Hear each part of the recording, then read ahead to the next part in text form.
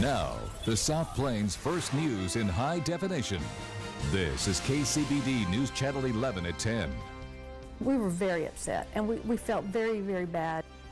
County jury accidentally sentences a man to probation instead of prison for a drunk driving crash that cost a young boy his leg. Tonight, we're finding out what happened.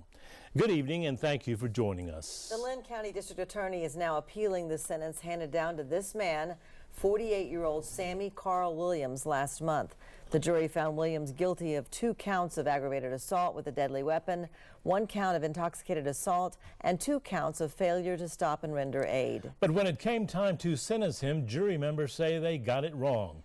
Investigative reporter Shaley Sanders joins us now with this KCBD Sandstorm Scholar report. Shaley?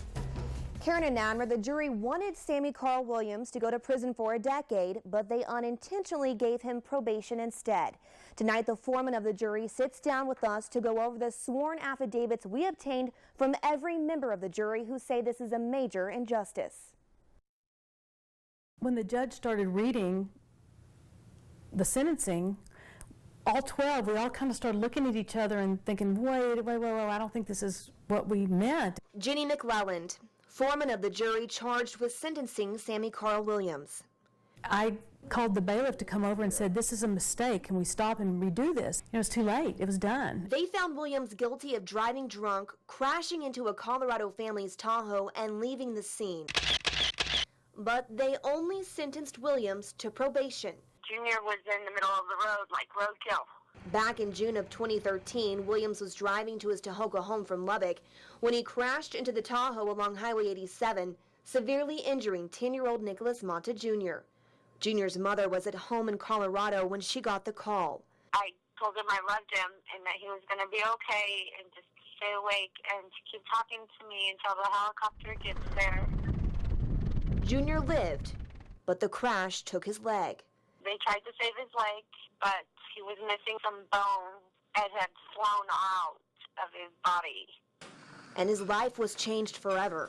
He wanted to be a police officer or a soldier. He just thinks that they're just the most awesome people in the world. If he knows now he can't be a soldier now.